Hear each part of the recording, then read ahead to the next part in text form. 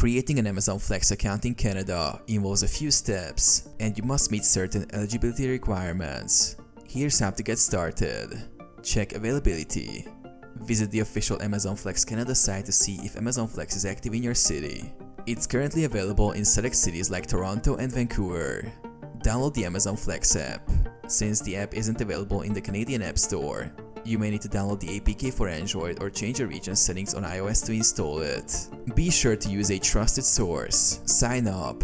Open the app and sign in with your Amazon account. Provide personal details, including your name, address, and phone number. Meet the requirements. Be at least 21 years old. Have a valid Canadian driver's license. Own a reliable vehicle. Have an active smartphone with GPS and a data plan. Pass a background check. Upload documents. Submit your driver's license, vehicle insurance, and bank information for direct deposit. Wait for approval. Once your background check is cleared, you'll be notified when you can begin scheduling delivery blocks.